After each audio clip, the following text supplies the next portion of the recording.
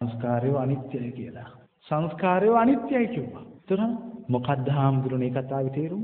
සංස්කාරය අනිත්‍යයි. ඒතර පැහැදිලි කළා. ඇස අනිත්‍යයි. ඇති වෙලා නැති වෙලා යනවා. අනේ ඇයි ඕක මට දැන් කියන්නේ? ඇයි මට ඕක කලින් නොකියුවේ? දැන් මේ මැරෙන වෙලාව. මට ඕක කල්පනා කරන්න අමාරුයි. කලින් කිව්වනම් මං කොච්චර හිත හදා ගන්නවද? කලින් කියන්නේ කොහෙද ඇහුවයි? අහන්නේ නැහනේ. බලන්න ඔයත්න්ගේ ජීවිතේත් ඔය වගේ එකක් වුණා. දන් දුන්නට බණ අහලා ජීවිතේ වෙනස් කරගෙන ධර්ම අවබෝධය කරගෙන තියෙන්න ඕන. සමහරු ඉන්නව දන් දෙනවා හැබැයි ධර්ම අවබෝධයක් නැහැ මෝඩයි.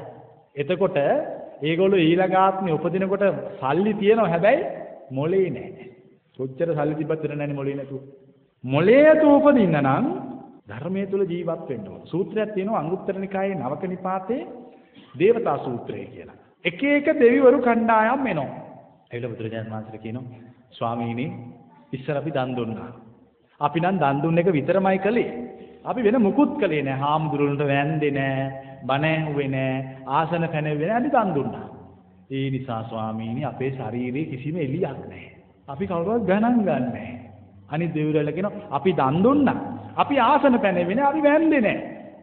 ඒ නිසා අපිට කිසි හයියක්, බලයක් දේව ලෝකේ නැහැ. ඊට පස්සේ වෙන දෙවියෝ කණ්ඩායමක් කරගෙන අපි දන් දුන්නා. අපි වැන්දා. අපි ගෞරව කළා. ඒ වුණාට බණ ඇහුවේ නෑනේ. බණ ඇහුවේ නෑ. ඒ නිසා අපිටත් කිසිම සැලකිල්ලක් නෑ. දේව ලෝකේ අපි කවුරුවත් ගණන් ගන්නෑ. ඒ පාර වෙන දෙවියෝ කණ්ඩායමක් කරගෙන අපි බණ ඇහුවා, වැන්දා, දන් දුන්නා, මේ ඔක්කොම කළා. ඒ නිසා අනික් සියලු දෙවියන් අභිභවනය කළා. අපේ ශරීර ප්‍රභාව මුළු දේව ලෝකේම ආලෝකමත් කරනවා. සමහර වෙලාවට ස්වාමීනි අපේ ශරීරාලෝකයේ සක්‍ර දේවේන්ද්‍රය පවා පරාජයට පත් කරන තරම්. ඇයි අපි බණ ඇහුවා. අන්න එතන විශේෂය. අපි බණ ඇහුවා. අපි ධර්මානුකූලව ජීවත් වුණා. අපි දන් දුන්න විතරක් කළේ නෑ. ඒ නිසා වැත්තොත් මතක තියාගන්න දන් දුන්නට මදි. ධර්මානුකූල වෙන්න ඕනේ. අර දෙවියෝ වගේ බබලන්න නම් ජුතිමත් ආලෝකයේ විහිදවන්න නම් ශරීරයෙන් පුළුවන් තරම් බණ අහලා ධර්ම අවබෝධයේ ජීවිතය ඇති කරගන්න. ඒකයි අවශ්‍යතාවය. ඒතකොට අනේ පිරිසිතුමාට කියනවා මලක් කිමින තරම් පුංචි වෙලාවක් මොකක් කරන්න කියලාද?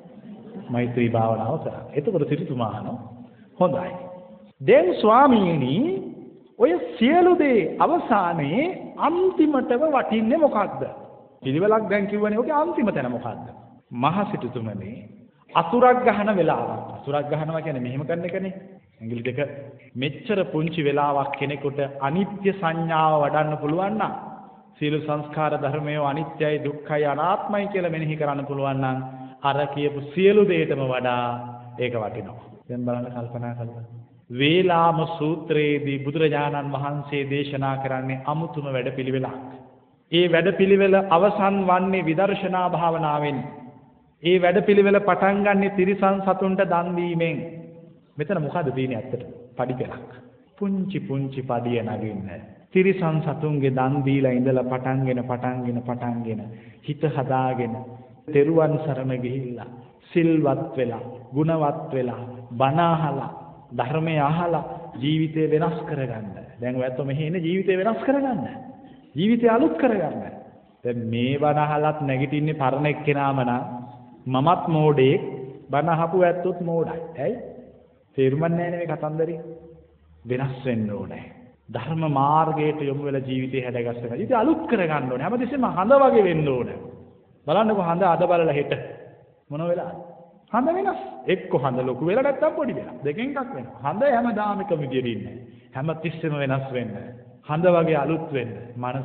මනසින් අලුත් වෙන්න. මනසේ තියෙන කුණු ටික උදේ නැගිටිනකොට මුකුත් මතක නැහැ. එයාට බැන්නද කියලාත් මතක නැහැ. හොඳ කිව්වද කියලාත් මතක නැහැ. හරි සන්තෝෂෙන් පුරුදු විදියට hina වෙලා කතා කරනවා. හඳ වගේනේ චන්දූපම සූත්‍රය. චන්ද්‍රයාට උපමා කරලා තියෙන භික්ෂුව හැමදාම හඳ වගේ වෙන්න ඕන. පරණ කුණු කන්දල් ඔළුවේ තියාගෙන හිතේ තියාගෙන ඉන්න. අපි හැමෝම එහෙම වෙනවා කොච්චර හොඳද? කිසි ප්‍රශ්නයක් නැහැ.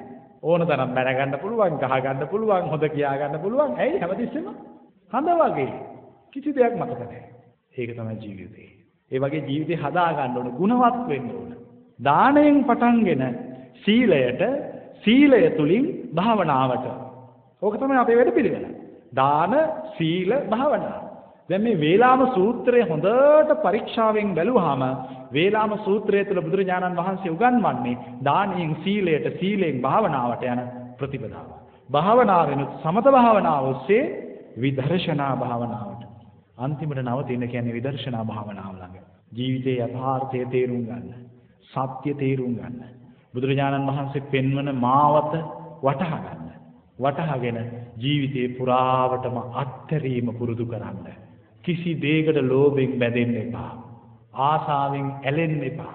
තණ්හාව නිසා ගැටෙන්න එපා. අත්හැරලා යන්න. අත්තරින හැම තැනකම තියෙන්නේ හරිම සන්තෝෂයක්. හරිම සන්තෝෂයක්. ජීවිතේ පුළුවන් තරම් දේවල් අත්තරින්න. ඔය ඔක්කොම දේවල් අත්තරීවි. හැබැයි තමුන්ට තමුන් අත්තර ගන්න බැරුවනේ මේ දඟලන්නේ. ඒකත් හරි භයානකයි. තමුන්ට තියෙන ආසාවත් අයින් කරන්න.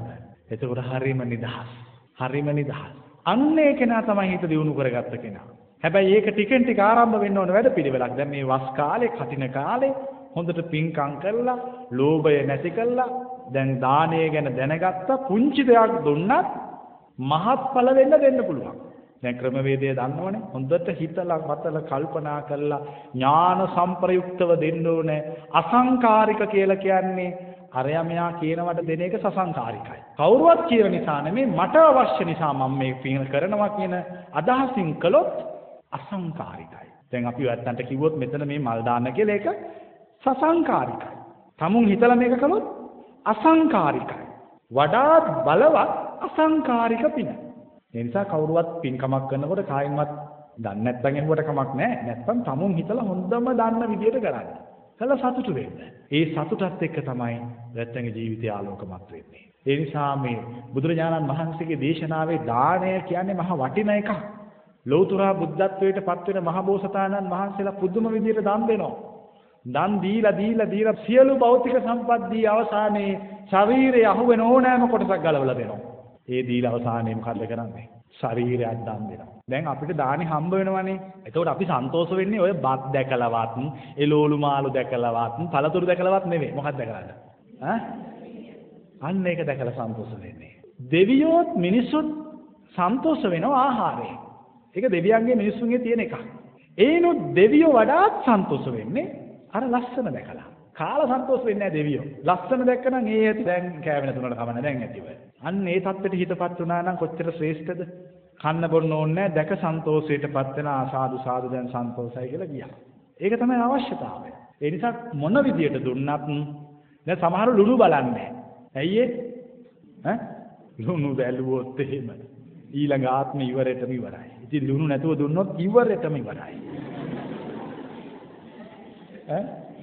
මෝඩකම ඒක. ලුණු වැලීමයි කෑමයි කියන්නේ දෙකක්. ලුණු බලන්න